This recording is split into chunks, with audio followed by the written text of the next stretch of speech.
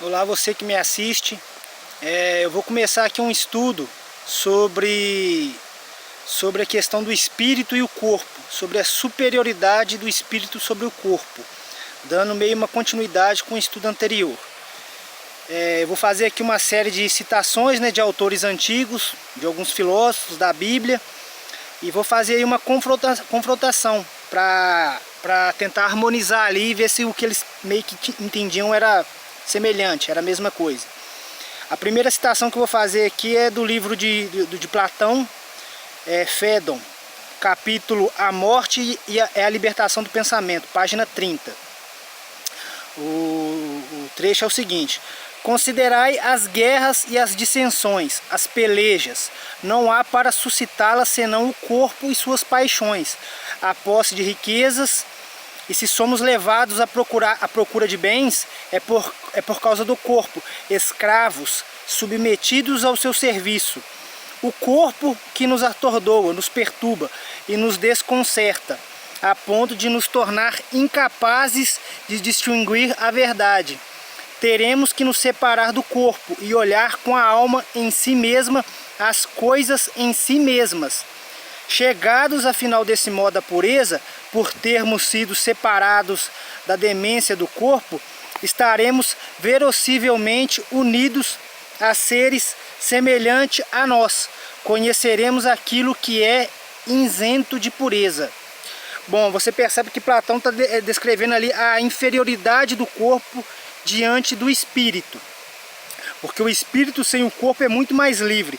A mesma ideia sobre o corpo ser algo inferior atrelado ao pecado a gente encontra na Bíblia. Por exemplo, na carta de Tiago, o apóstolo, capítulo 4, versículo de 1 a 4. Donde vêm as lutas e as contendas entre vós? Não vêm elas de vossas paixões que combatem em vossos membros? Cobiçais, sois invejosos e ciumentos, fazeis guerras, adúlteros, não sabeis que o amor do mundo é abominado por Deus? O início é bem semelhante ao que a gente lê em Platão, Considerai as guerras e as dissensões e as pelejas, ou seja, as divisões. E no que Tiago fala, de onde vêm as lutas e as contendas entre vós? Não vêm elas de vossas paixões? Tudo atrelado ao corpo, aos vícios que existem no corpo. O corpo, dentro do pensamento grego, é algo inferior, é algo que causa atraso. A gente pode comparar também com aquela citação do livro A República, a alegoria da caverna.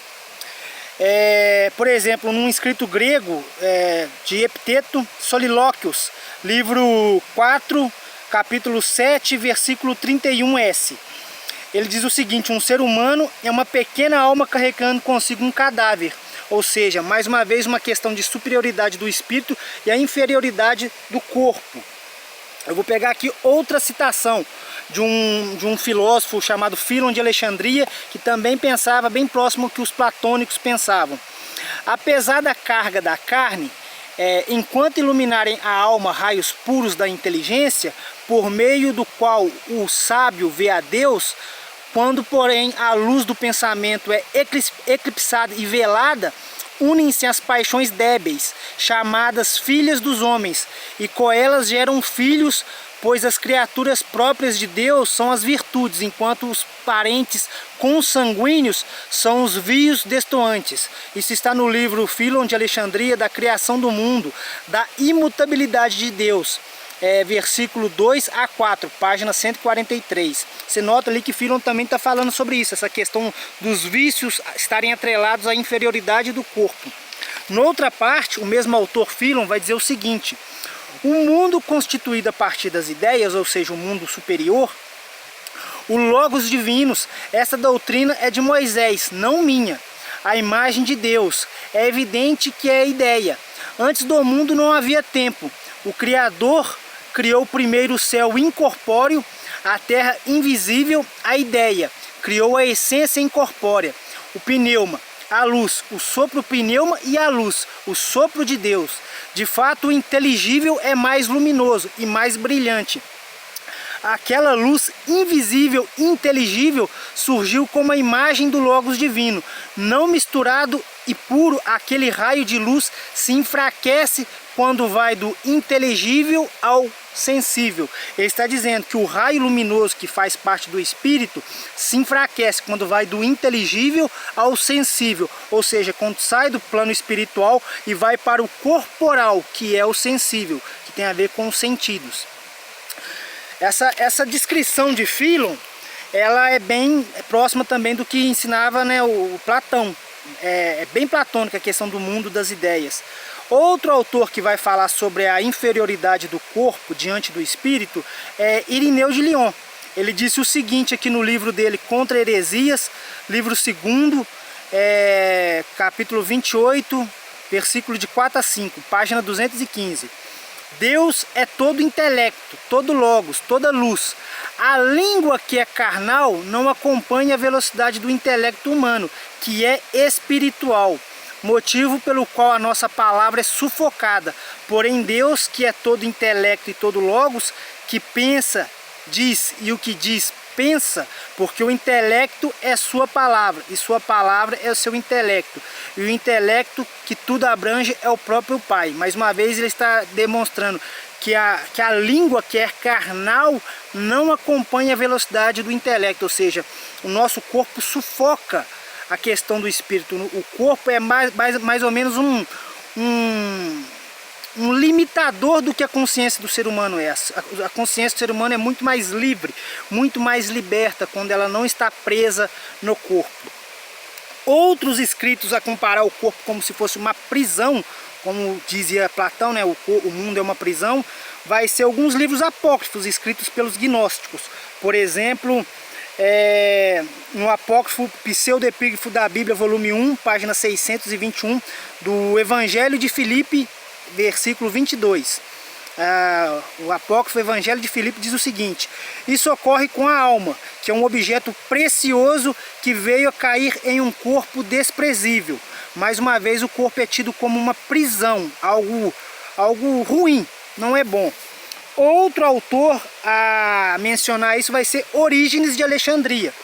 Orígenes vai dizer o seguinte: assim como o nosso espírito, quando ele se encerra na prisão da carne e do sangue, e que por essa participação na matéria ele se torna lento para compreender e obtuso, ora, de todas as coisas intelectuais, isto é, as incorporais, qual se não ultrapassa todas em beleza e em excelência de modo indizível e inapreensível.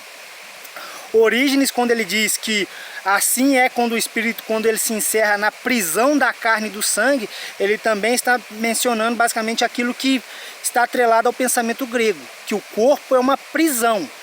Isso está no livro de Orígenes de Alexandria, Tratado sobre os Princípios, primeiro livro, capítulo 1, versículo 5, página 63. Agora eu vou pular um pouco aqui para a questão da doutrina espírita, né? A doutrina espírita diz o seguinte: de que maneira o espírito considera o corpo que acaba de deixar? Como uma veste incômoda, que o molestava e da qual se sente feliz por estar livre.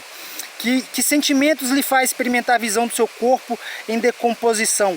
Quase sempre de indiferença, como uma coisa que não tem mais. Isso está no Livro dos Espíritos, de Allan Kardec, questão 309. Você percebe que tanto a doutrina espírita quanto as doutrinas antigas mostram que o corpo é uma prisão para o espírito não gosta. E isso se confirma através das experiências de quase morte. Por exemplo, aquelas pessoas que têm parada cardíaca, entram em coma, quando elas têm a chance de olhar o próprio corpo, elas olham com uma certa repulsa, elas não gostam. Por exemplo, no livro do Dr. Raymond Moody Jr., A Vida Depois da Vida, que foi publicado em 1975, no capítulo Fora do Corpo, página 55, ele conta o relato de uma pessoa que ela estava fora do corpo e ela pensou o seguinte: não olhei para o meu corpo, é claro que eu sabia que ele estava lá, mas não queria vê-lo, porque sabia que tinha feito o melhor na minha vida. Eu estava voltando a minha atenção para essa nova realidade, ou seja, ela não se importou para o corpo. O espírito, uma vez livre, não gosta, não liga para o próprio corpo, o corpo de carne e osso. No mesmo livro, em outra parte, é falado sobre outra pessoa. Pude ver meu próprio corpo preso às ferragens, entre todas as pessoas que se aglomeraram. Mas sabe, eu não tinha nenhum sentimento por ele. Era como se fosse um ser humano completamente diferente, ou talvez até um simples objeto. Sabia que era meu corpo, mas não sentia nada por ele. Ou seja, essas narrativas, isso está no livro do Dr. Raymond Moody Jr., A Vida Depois da Vida, capítulo Fora do Corpo, página 54 também. Você nota que essas narrativas dessas pessoas, elas sentem um certo desprezo pelo corpo, elas não ligam, elas não querem voltar. O corpo é algo ruim para o espírito. O outro relato mais próximo que tem aqui no YouTube, que está no canal Afinal que Somos Nós, a impressionante AQM do Lucas, primeira parte de 3, ele teve uma experiência de quase morte, saiu fora do corpo, e quando ele viu o próprio corpo, esse rapaz disse o seguinte: eu falei, nossa, como o corpo da gente é feio, muito feio, fecha aspas. Outro relato desse mesmo canal, Afinal que Somos Nós, é QM, tudo ao mesmo tempo agora. É outro relato de outro rapaz do mesmo canal, do Afinal que Somos Nós. O rapaz disse o seguinte: eu pensava, eu não quero voltar, não quero. A volta não é um momento de muita paz. Respirar é ruim. Aí eu voltei e senti o ar entrando, sabe? Quando você sai da água, que você está se afogando, você puxa um ar forte. Nessa EQM eu ouvi os aparelhos parando e eu ouvi os aparelhos voltando.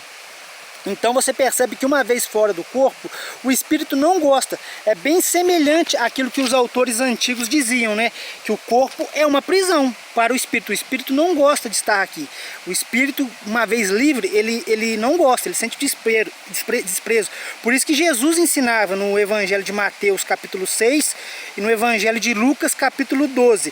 Ele diz que o corpo não é mais que as vestes. Buscai em primeiro lugar o reino de Deus, porque isso é o importante. Veja o que Jesus ensinou há 2000 anos atrás.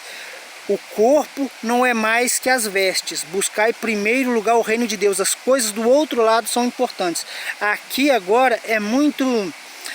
não é um lugar muito bom. O espírito não gosta de estar preso aqui. Então eu vou parar por agora, mas eu vou voltar e vou fazer outro vídeo depois sobre a superioridade do espírito diante do corpo. Nesse eu quero focar só no desprezo pelo corpo que o espírito sente em relação ao próprio corpo, entende? Se você viu até aqui, obrigado.